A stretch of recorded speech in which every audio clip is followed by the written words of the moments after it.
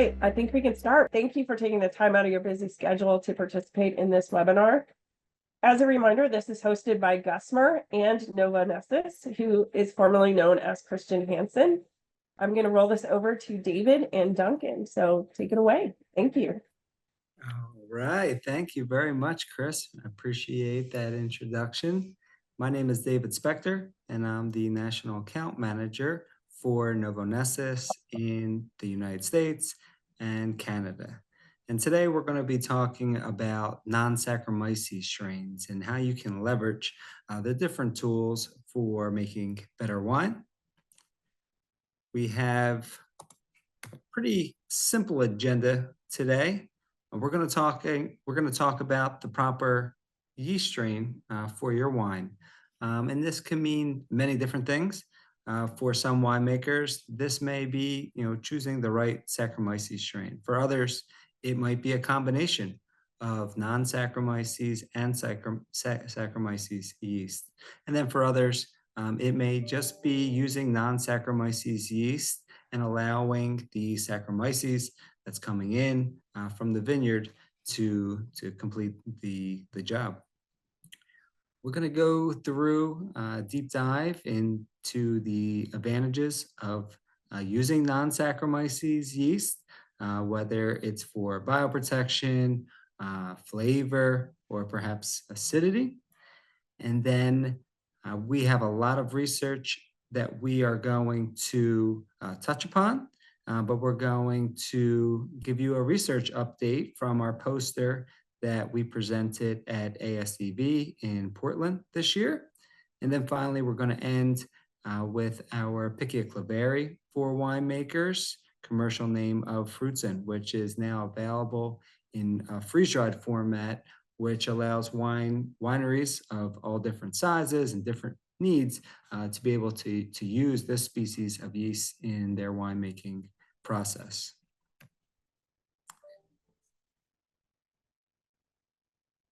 I wanted to just show you the different yeast strains that Non-Saccharomyces has available. The top 4 are the different non-Saccharomyces yeast that we have, followed by the 2 Saccharomyces strains, Merit and Jazz, and then Melody, which is actually a convenient mix of non-Saccharomyces and Saccharomyces yeast for winemakers to use. You can certainly go on to Gusmer's website or access their catalog. Just a ton of great technical information about each of these different yeast strains. So certainly reach out to your local rep if you have any questions about each of these. And now I'm delighted to introduce Duncan Ham, who's going to be leading this webinar. Duncan's a friend, a fellow wine lover, and probably most importantly for our purposes today, he's a senior application scientist at Non-Saccharomyces.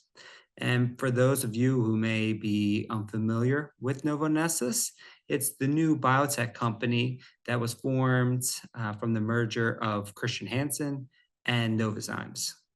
And for winemakers who've relied on Viniflora yeast from Christian Hansen for many years, rest assured that you're still going to get the same great products that you have always used, and they're going to be sold and distributed by our partner, Gusmer.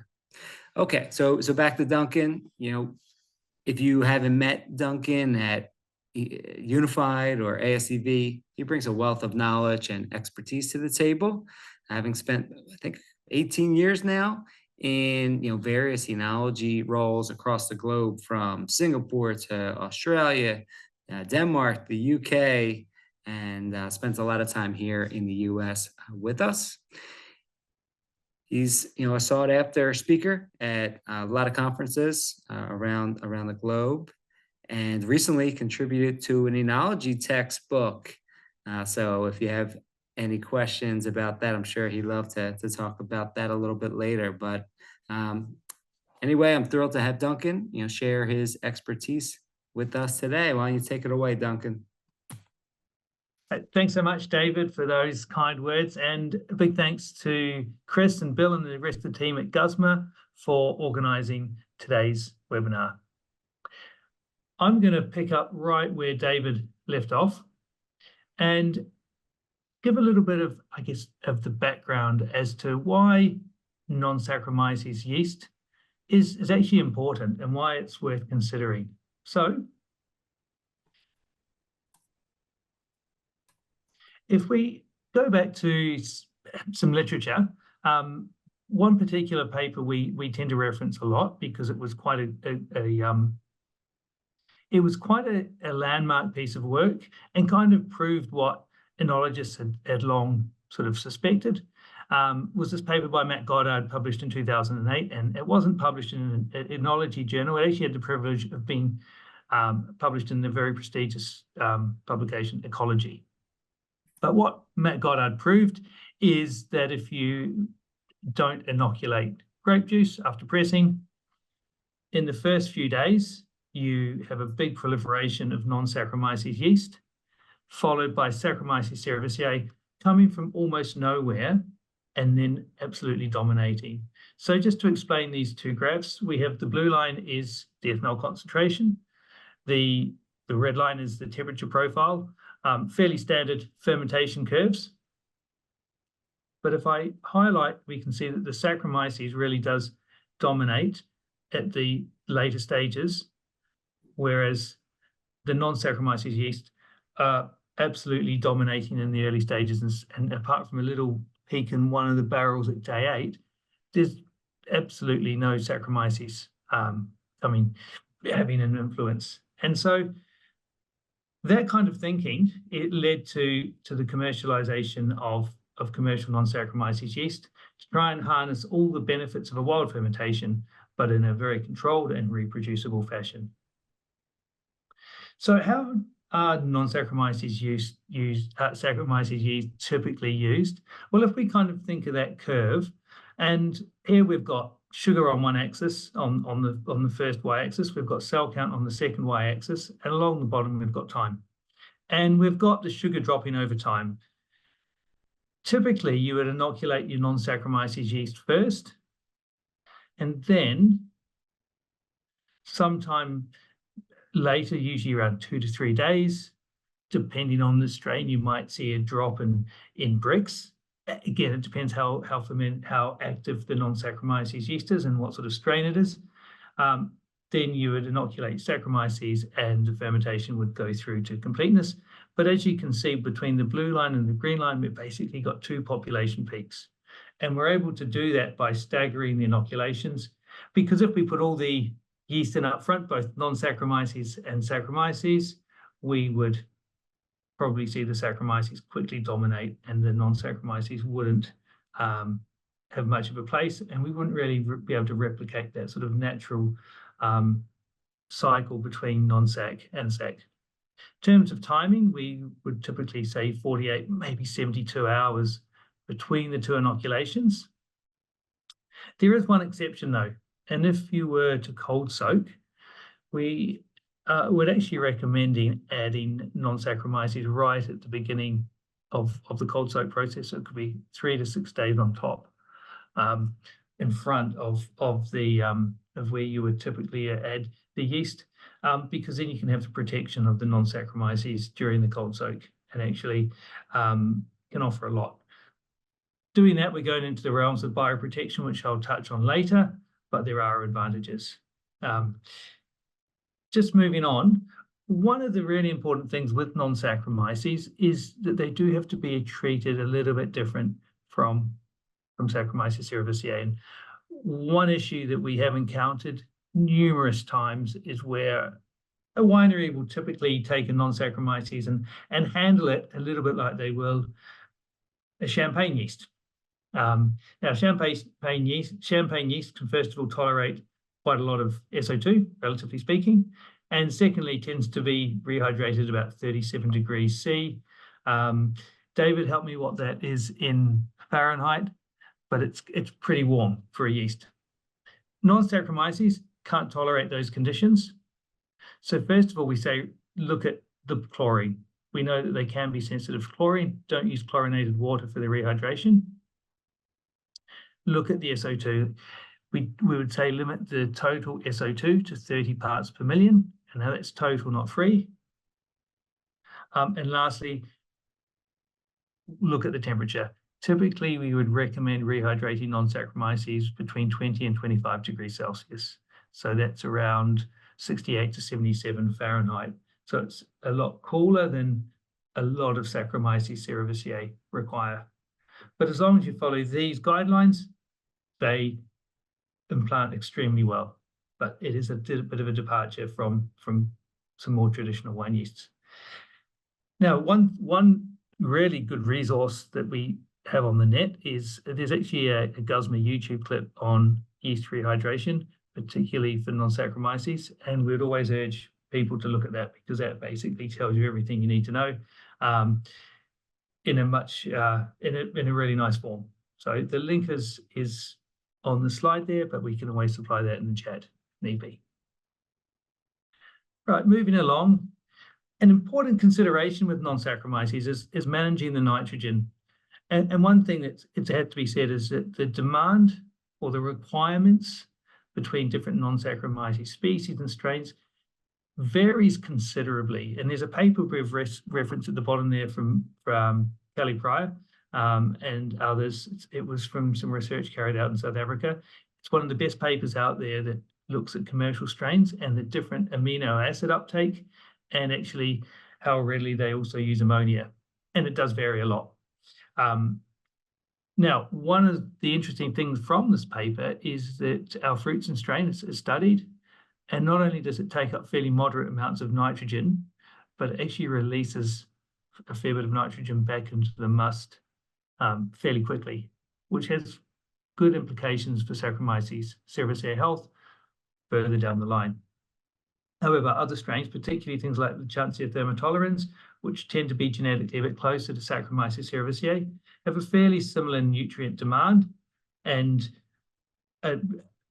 it's important to make sure if you're using those that you actually make sure the must is well fed. So it's important that both the non-Saccharomyces cerevisiae and the Saccharomyces are fed. As a rough rule of thumb, we would recommend approaching it like this. First of all, measure YAN. Obviously, measuring YAN, not everybody does it. Not everyone has a facility to do it. But if you can, it's a really useful thing to do. And measure YAN before you add any yeast. That way you'll get a good result without too much of it being consumed by wild or yeast that you've inoculated.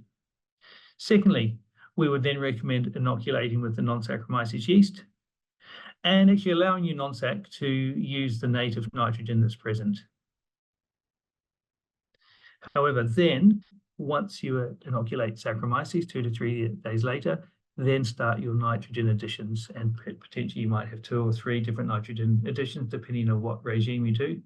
But it's important to feed the Saccharomyces. That's the species. It's got to go the distance and make wine. The non-Saccharomyces does a relatively small amount of fermentation. It's there to help impact the flavor and the texture. I've not put it on the slide.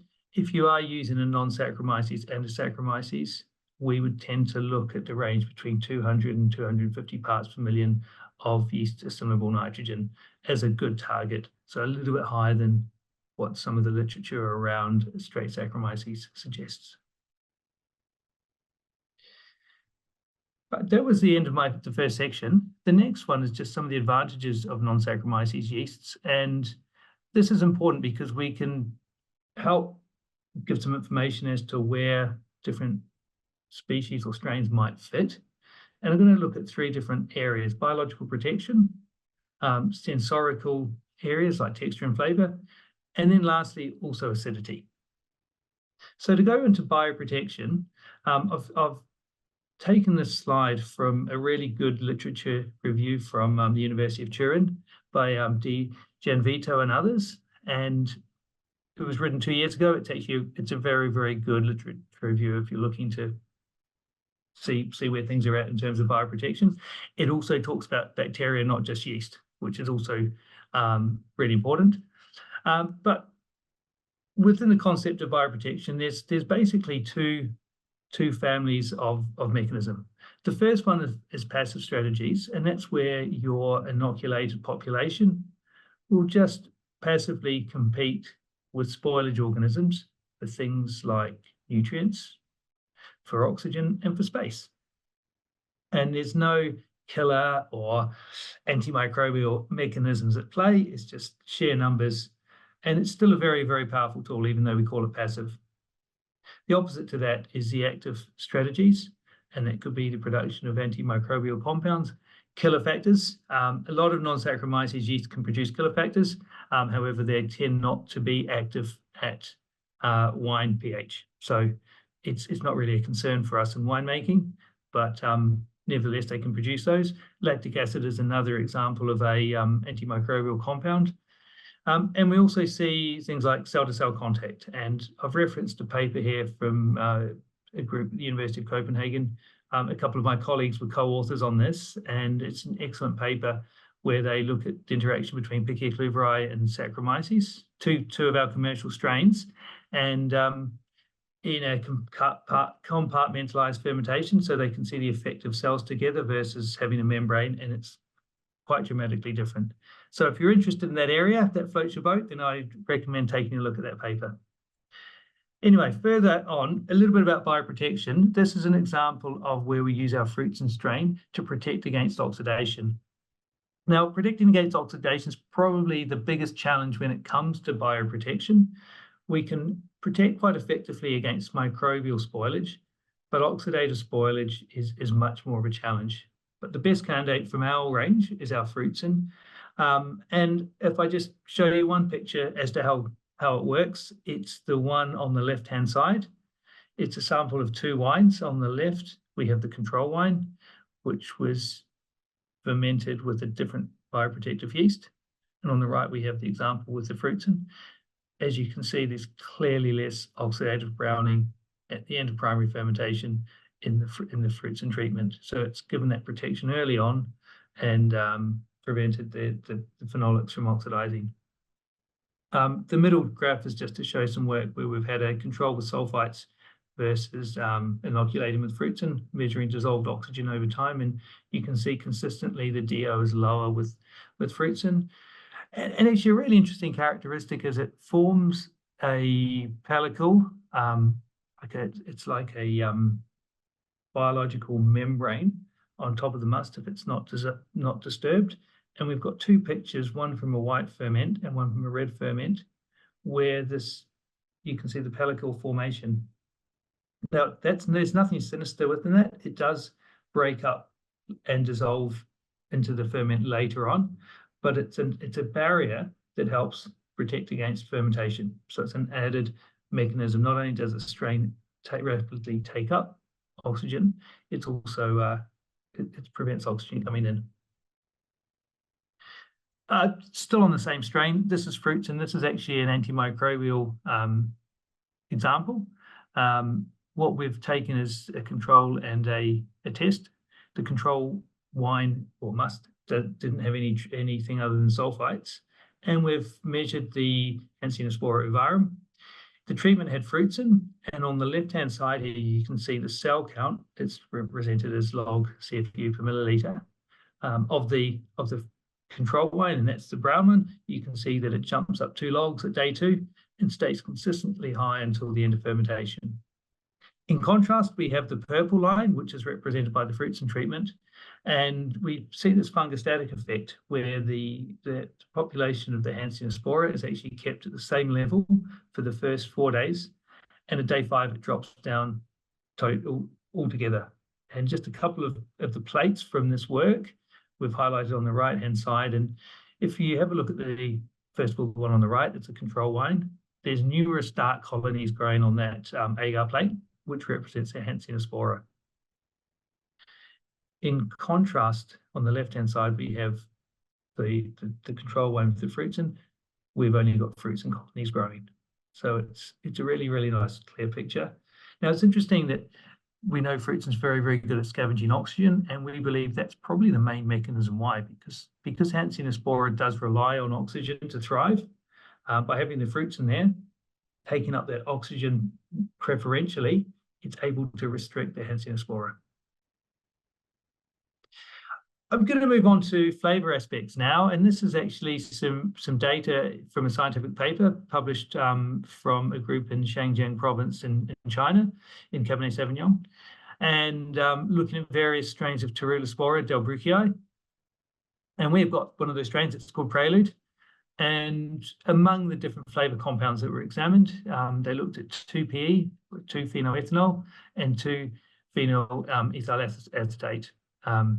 Both of which give a sort of floral rose character. And for both of the compounds, we consistently saw a lot more of this compound from the Prelude treatment compared to the control or the other Terulosporas that were tested.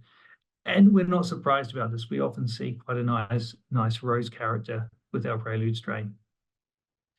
Sticking with the same strain, we also see it as quite a good tool to help keep volatile acidity low. And so this particular example is from a botrytized Semillon must from Bordeaux. It was work carried out in 2009, but it's still very valid today. And because non-Saccharomyces yeast tend to have better tolerance to osmotic stress than Saccharomyces does, they don't produce as much acetic acid, because acetic acid production results from osmotic stress. So in very high sugar musts, using something like a Prelude strain of Terulospora to start the fermentation going actually makes the environment much kinder for the Saccharomyces, and therefore can give you less VA in the long run. So I've given an extreme example in this case, but we've also seen it replicated in red wines with particularly high sugar. And there's a good paper I've referenced on the bottom. It's not the same data, but it's similar research from the same group where they show a similar effect. Polysaccharides are a very interesting thing. We often see with wild ferments, and a lot of winemakers say, yeah, one of the best things about wild ferments, it's the texture, you just can't beat it. And we believe that's down to polysaccharide. So we've taken this table from an excellent paper that was published in 2011 from Comatini, and very, very thorough piece of work. They did use their own strains. These aren't our strains, they aren't commercial strains, but they consistently show that by using polysaccharide, Terulospora, you get a lot more concentration of polysaccharide. Now, instead of using a staggered inoculation of 48 hours, they managed this by starting off with a very, very low level of Saccharomyces. So they're kind of replicating it in a similar way. But as the Saccharomyces is reduced, the amount of polysaccharide increases, which makes sense. It means that Terulospora is able to implant and have more effect. So I think it's a really interesting example, and recommend this paper to anyone interested in the topic. I'm going to move on to acidity now and lactic acid. And obviously, while Saccharomyces cerevisiae is used because it basically predominantly converts sugars to ethanol, Lachantia thermotolerans can divert some of the sugar that it consumes, not just into ethanol, but also lactic acid. And we see that really being relevant for hot climate musts with low acidity, and potentially even for reducing ethanol slightly. So I've referenced a paper here where our Concerto strain of Lachantia was used. It is at bench scale, so they're able to really get a lot of lactic acid production. But if you can have a look on the left-hand side, the Saccharomyces control, we see 0 production of lactic acid. The one that has the Lachantia, they're able to produce 3 grams a litre. And I'll just highlight some of the chemistry of the final wines with, they call it Katie because Lachantia thermotolerance was previously known as Clivaromyces thermotolerance. But you can see that the Katie SC treatment has 2.75 grams per litre of lactic acid and a pH of 3.74 versus 3.94 against the straight Saccharomyces. So there's a very, very nice acidification effect going on there. We would urge some caution with using a Lachantia when it comes to wines that need to go through ml, however, because once you go above about 1.5 grams per litre, you will start to inhibit ml. So we tend to recommend our Concerto strain for red wines, and we have another strain called Octave we recommend for whites and rosés, because it's able to produce a lot more, and it's better for wines that will never see ml. Talking about our Octave strain, this is just a comparison. This is some field trials we ran in Australia in 2021. I was actually quite involved in these and did most of the work making these wines. And if we look at the top left-hand corner, we look at the lactic acid production. With our Concerto, it's around 0.5 gram per litre. So there's a nice little bit of acidification there. With the Octave, however, we're up at about 3.5 grams per litre. So there's a significant amount of lactic acid produced. We see a concurrent increase in the titratable acidity represented with the blue bars. The pH, the bottom left-hand corner, drops down around 0.2 pH units. And actually the final ethanol content is also 0.5% lower. So it's a very, very nice example of how powerful it can be in a commercial setting for lactic acid production. And actually the type of wines we're seeing the biggest uptake with Octave are not particularly high-end wines. It's often wines from pressings, which often have a very high pH. Strangely, well, it makes a lot of sense. The Lactantia thermotolerance tends to, its pathway for producing lactic acid tends to work best when there's generous amounts of nitrogen. That's easy to manage in the winery, but also when the pH is higher. That's when we see the biggest drop in pH and the most acidity. So we have customers who basically have press fractions which are next to, well, a pretty low grade, and they're able to turn them into something a lot more valuable by using Octave. I'm going to move on to the next section now. David mentioned that him and I had a poster at the ASEB conference recently in Portland, Oregon. It was a great event, and we were really pleased to be able to present this work. It's no one's really done this before with what we're presenting, and it was really well received. So when we were planning for this particular webinar, we thought it would be really important to include it. And so our topic was glutathione and non-Saccharomyces yeast. So to give you a little bit of an introduction, obviously L-gamma-glutamyl L-cysteinyl-glycine is a mouthful, so we tend to call it glutathione. I've abbreviated it to GSH for short. But it's a compound that gets quite a lot of coverage within enology because it's an important antioxidant. Now, non-Saccharomyces yeasts have always been seen as producers of glutathione. And in fact, I've had colleagues who have said, oh yeah, that's because of the glutathione. But it's always been a little bit of an assertion, or very anecdotal. There's been no data behind it. And there's certainly been no data in the scientific literature about any commercial cultures and their effect. The only thing there has been is this paper of reference at the bottom from a group in Australia, where they looked at some of their own strains in their own collection and looked at inter and extracellular glutathione production.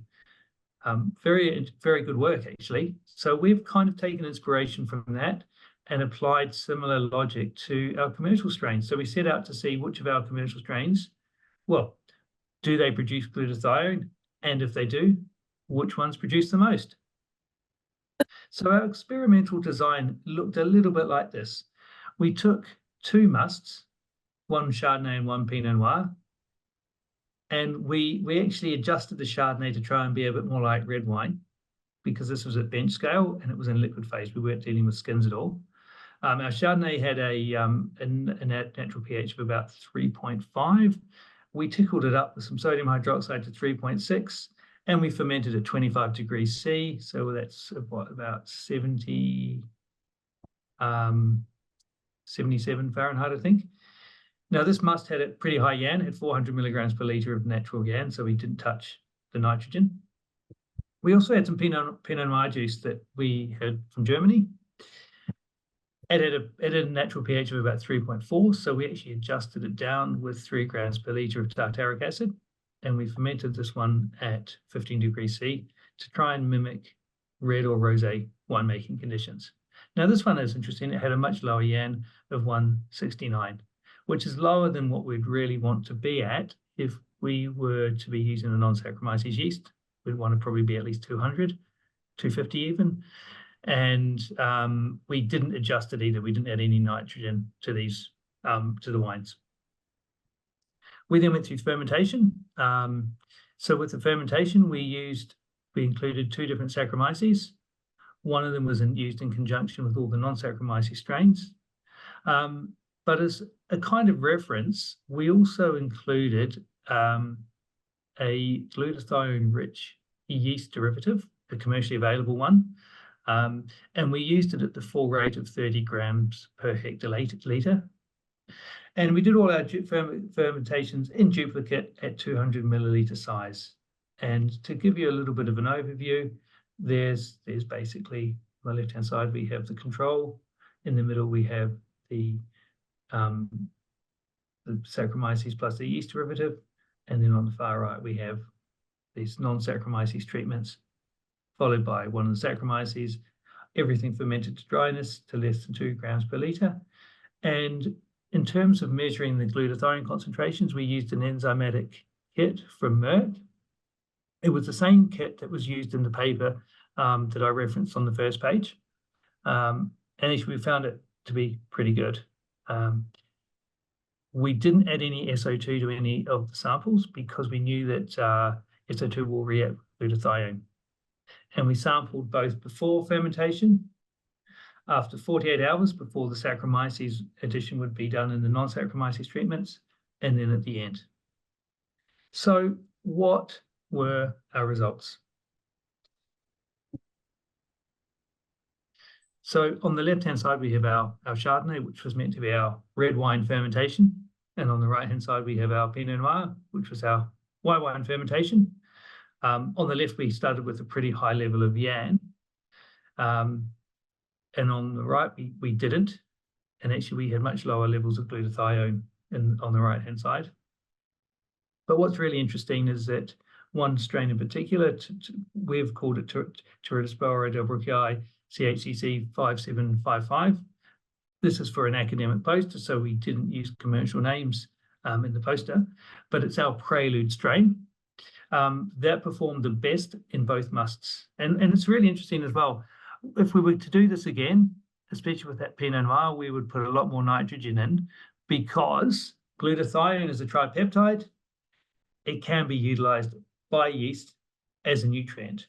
So it's an important consideration. If we were to do it again, we'd probably adjust the nitrogen, but nevertheless, we've still got a nice data set.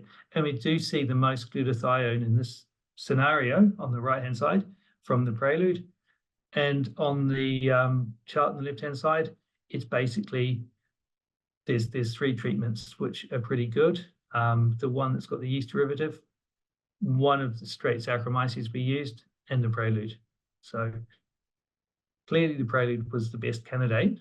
So to conclude the work, we've said our prelude is the most effective increasing glutathione across both wines, and it either worked as well as or outperformed the glutathione-rich yeast derivative. Like any research, it's always concluded that more work should be done, and that's absolutely the case here. What we would like to see is actually to do it more in a commercial setting, and actually to look for measures of oxidation or link it back to sensory analysis as well, which will be very, very interesting, as well as measuring glutathione, of course. Which takes me to the third point. We only measured glutathione with an enzymatic test kit, but within our company, we have some quite powerful biochemical analyses. And so we've actually started to do LCMS, liquid chromatography mass spec, on these wines and measure GSGG and GSS03H. So one of those is the reduced form of glutathione, and the other one is the adduct that it makes with SO2. to try and get a full picture of what the glutathione level is in the wines. So we're really pleased with it. We had a lot of good feedback, and we think it's definitely worth considering further work, particularly with that strain of Terulospora. So this takes me to my last section. I see we're 34 minutes in, and this is a product update, and it's our Fruitzen product in freeze-dried format. And I've got a couple of pictures there. On the left-hand side, we have my colleague Emil Eriksson. Emil's one of the fellow scientists in the team I work in, and he's basically the father of freeze-dried Fruitzen. It was his project, and he did a fantastic job commercializing this. Of course, it was a team effort. We had a lot of great people at our production side in Polheim also working behind the scenes, making it happen. So, but this is just an example of him inoculating the product. But if we kind of give a bit of context, we've had our frozen liquid yeast version of Fruitzen on the market for 12 years. It's basically cream yeast that's being frozen. The cells are very hydrated, very active, but it does need to be shipped around the world at minus 45 degrees Celsius, which I think is minus 50 Fahrenheit. It's shipped in dry ice. It has to be shipped with air freight. Customers can store it at 2 months at minus 18 degrees C, but that does limit the life. But generally, it can't be thawed. If it's thawed, it has to be used. So now we're really pleased to introduce this freeze-dried version. It's actually the first ever freeze-dried wine yeast. So it's not an active dry yeast like the rest of our range and like you would typically see. This is actually freeze-dried, like a freeze-dried malobacteria. So the cells are gently dried under vacuum. It's very, very shelf stable. It should be stored at minus 18 degrees C, but it can be kept at ambient conditions for a few days for shipping. Or, for instance, if it needs to be inoculated in the vineyard, it's a lot more flexible. It's a powder and it's very easy to use. And we get very consistent results between the freeze-dried and the frozen versions. If you were to use Fruitzen for bioprotection, it's really flexible where it can be used. So everywhere from harvest, once you've picked the grapes, shipment, reception, at press, even at clarification, or if you're shipping juice between wineries, they're all points where you can inoculate this particular culture. If it's on grapes, we'd recommend 1 pouch between 3 to 5 tons. If it's in liquid, it's one pouch for 2,500 litres, which I think is probably about 500 gallons.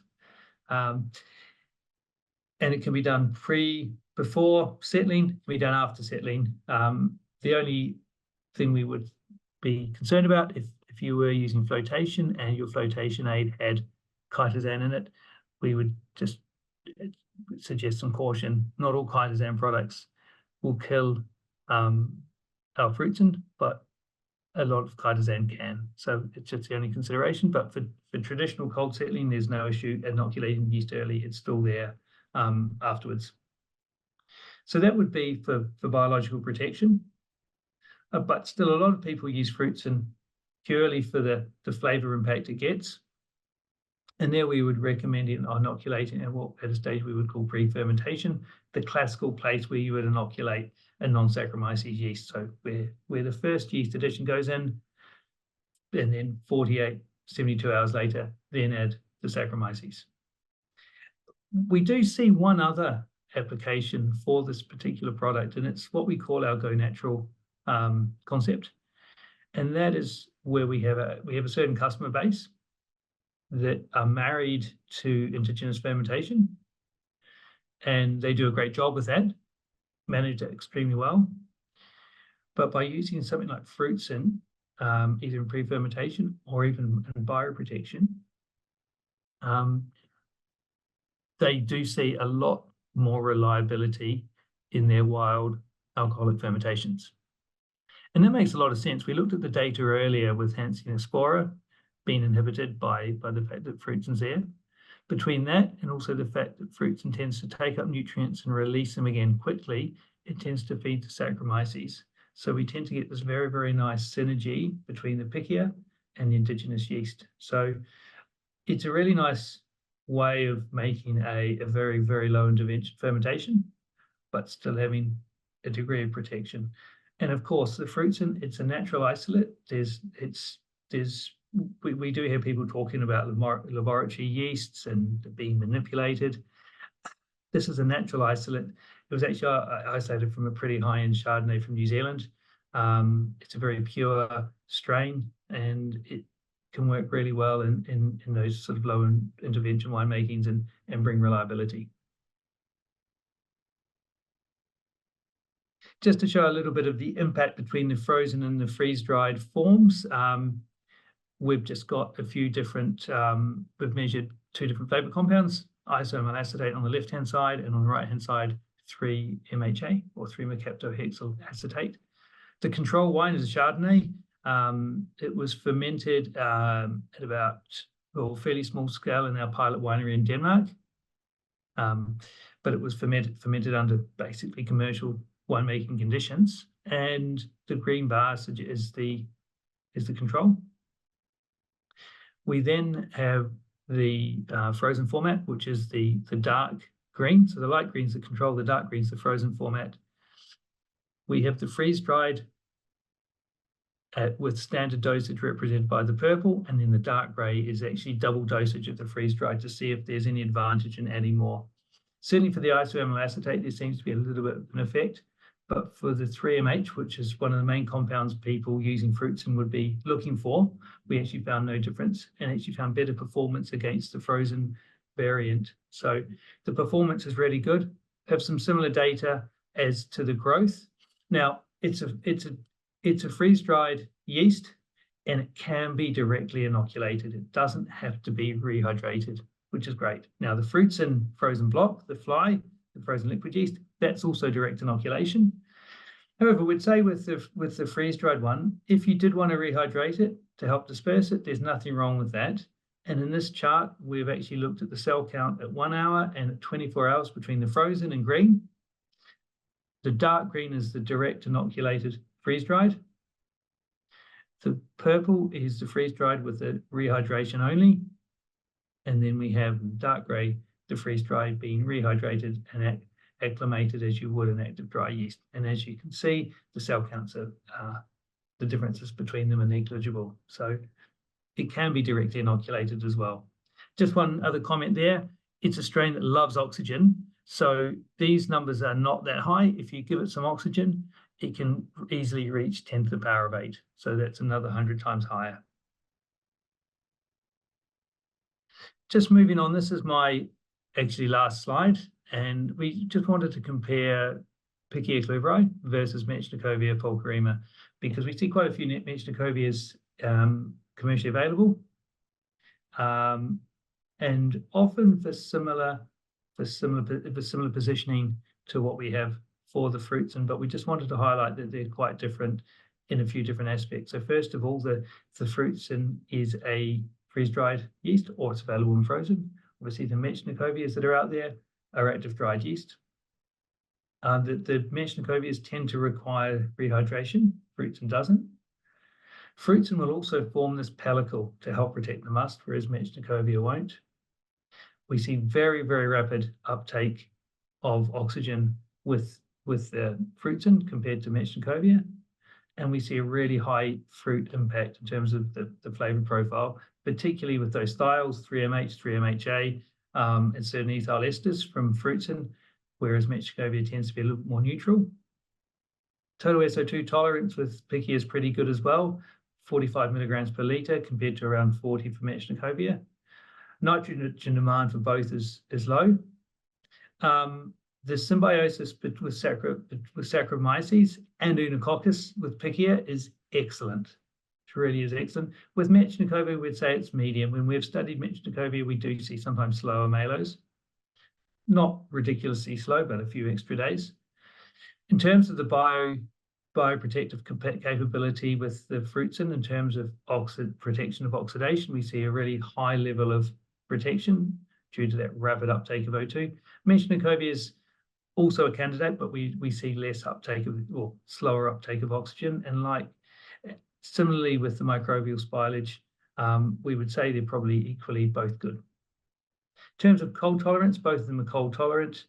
And then the suitability for our Go Natural, where we would have an indigenous Saccharomyces ferment, we see Pichia is very, very compatible for that.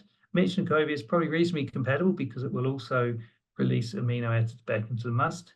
But the Fruitzen works extremely well and is very compatible. That was my last slide. So Excellent. Well, that's wanted to perfect, go across Duncan. to any Thank questions. you. Yeah, really appreciate you going through that. A lot of good research that I think you were able to make applicable for winemakers. The first question is about Fruitzen and the biofilm, the picture Yep. that you showed on slide 15. Yes. So Eric, wanted to ask if you could explain the source of the biofilm on the surface. Yeah, that's a very good question. So what it's composed of?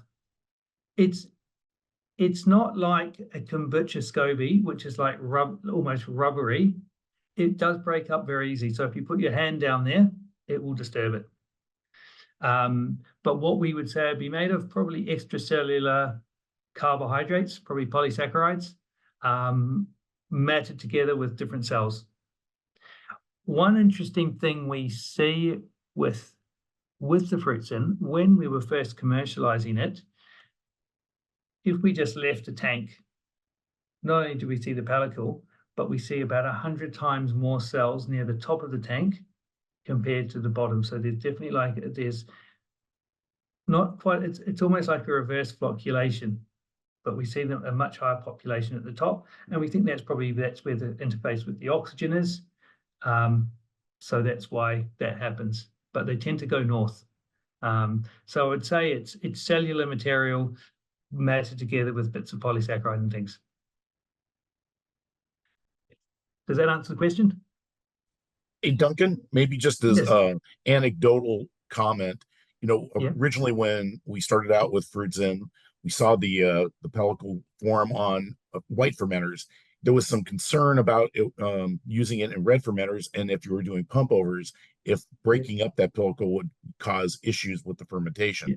And we find through all the research done at Fresno State and other anecdotal information that it doesn't hurt the fermentation or the yeast whatsoever. Yeah. Oh, thanks, Bill. That's cool. All right, Duncan. And Chris actually, has a- Bill, just that's a really good point. The folks at Fresno State, Professor Pedrosa, who was at Fresno State, who's now at Cal Poly, has done some really, really interesting work with Fruitzen as well. So it's worth tracking that down. Okay, so Chris asks, could you restate and elaborate on your point of Fruitzen freeze-dried being the first freeze-dried product? Yeah. I think you mean first yeast that First was freeze-dried, because many of the winemakers here are probably familiar with our freeze-dried bacteria. Yeah, first freeze-dried yeast. Obviously, freeze-dried bacteria is extremely well established. We produce an awful lot of it ourselves, but there's never, to our knowledge, ever been a yeast for the wine industry that's freeze-dried that's ever been produced. This is the first one. And what would the benefits of a freeze-dried yeast versus an active dry yeast be? I think, yeah, different technologies, but I think the fact that we can direct inoculate it, obviously some active dry yeast can also be direct inoculated, but not all. But the fact that we can direct inoculate it, freeze drying is a really gentle process compared to the fluid bed drying that active dry yeast goes through. So I think you get better preservation of cells would be the number one advantage. Okay. Yeah. All right, this next question from Hope is an interesting one because I know you have a lot of experience using Fruitzen in kind of the go natural approach in France, where you're using Fruitzen and then you're having the Saccharomyces that's coming in on the grapes or that's in the winery complete the alcoholic fermentation. And Hope says, last year they used a variety of non-Saccharomyces yeast, but didn't inoculate the wine afterwards, I assume with Saccharomyces yeast. And the only one that showed a delayed native fermentation was the one with Fruitzen. Any theories on why this may be? I would look at the Hanseospora, because if you are knocking that Hanseospora out, that rapidly it's generally the most within a day or so. It's normally the most abundant species. So it could be the fact that you're taking that out. But I would go back and say what was the final wine quality like, and what was the final VA like, because we tend to see really clean wines when we use Fruitzen in that scenario. Yeah. So, but that would probably be a theory. I would probably link it to the Hanseospora, because if you're taking that out, you're going to have less fermentative material in there. Sure. In those early stages. Yeah. Well, I hope. I think, Mia, maybe we have some further experimentation to do all together this upcoming harvest. And actually, we can distribute. It's in the public domain. The journalist Jamie Good did a write-up of a producer in the south of France called Domaine Vontenac about 3 or 4 years ago. They don't name commercial yeasts used, but it's basically using what we're talking about, non-Saccharomyces yeast and a native ferment. And the consultant is a guy called Stefan Yerl. And Stefan has been quite open. In fact, we have a testimonial from him from our days in Christian Hansen, where he advocates using Fruitzen for passive bioprotection to encourage native Saccharomyces to complete the fermentation. So we can send those resources through. Okay, and Hope just said none of the wines that we used non-Saccharomyces yeast on had any ethyl acetate issues. Wine quality was excellent and liked the effect of Fruitzen. Don asked, can you use BioSelect enzymes with our non-Saccharomyces yeast? We've never seen any incompatibility with enological enzymes in non-Saccharomyces yeast. So BioSelect, I'm not sure of that brand, but if they're fairly standard sort of pectinases and things, glucanases, that's Gusmer's enzyme, pretty standard. Okay. Yep. Okay. Stuff. Yep. Then absolutely no issues whatsoever. All right.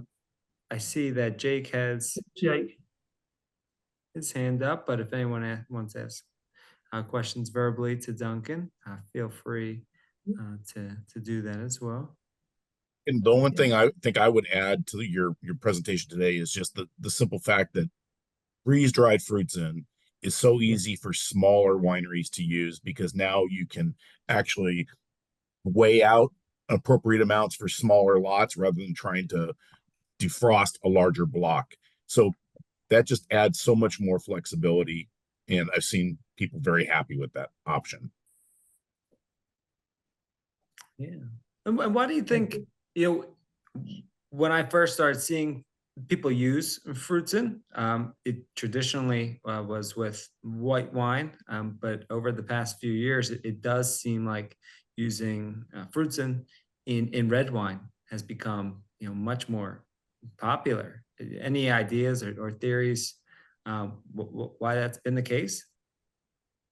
Yeah, so I think the initial case, and it's still a big part of our customer base for around Fruitzen, is around Sauvignon Blanc, because it does produce thiols, and it does unlock thiols that are cysteinated or attached to glutathione. And it takes, when I was based in Australia, we would say it would take your sort of inland irrigated Sauvignon Blanc sort of one step closer to being a Marlborough style, which was a huge win. We had examples of people could add $4 a bottle by lifting the quality. So it was actually a really, really nice business case, and we still have a strong business there with that. That was the initial case. I just think it used in different applications. We've seen it excel. I think for certain style of rosé, it's excellent, particularly more thiolytic styles. And we see in France a lot more rosés that have a thiol component. So I think that's part of that popularity. The bioprotection aspect is also important. Fruitzen's really good if you're doing a stabilization process to give protection. And that's become very, very popular for rosé producers, where you would hold the must with about 200 to 300 NTU chilled for a number of days to release thiols, and not only will Fruitzen bring out thiols, but also give protection. For red wines, it's an area we dabbled in early, and we haven't really gone back and studied in depth, but I know the folks at Gusmer have done a lot more work with it, and actually have a testimonial on YouTube, I think, from Don Sebastiani and Sons, showing that it's excellent for certain styles of red. Pinot Noir, Girif, I think they reference. Pinot Noir, I think it's good because it produces ethyl octanoate and ethyl decanoate. Those compounds, I've seen some research from Elizabeth Tomasino, who's at Oregon State now, but when she was in New Zealand, those compounds were linked to quality in Pinot Noir. So I think there's a case there. So it tends to take it from like a bright red cherry to a dark cherry spectrum, or darker on the cherry spectrum, if you like. So that would be a good case. Plus you have the mouthfeel that a non-sac gives. So yeah, I think it's like any yeast, it takes time to find the best applications. Yeah. Does that help, David? David got frozen up and he had to restart. Oh, okay. So, but I just wanted to thank everybody. I know your time is precious, and I appreciate you taking the time to participate in this webinar. Duncan and David, thank you. If you have any questions, feel free to reach out to your Gusmer sales representative or Duncan or David. But again, thank you very much, Duncan. I appreciate your time today. Oh no, thanks, Chris. But once again, it's I always appreciate the contributing to the Gusmer webinars. We always get a really good number, and we always get some really good questions, and they're really good. So thanks to both of you as well. Thank you. And thanks everybody for joining. For more information, go to gusmerenterprises.com. Click on Contact Your Rep on the top menu, and then choose your state. The technical sales representative in your region will then be selected.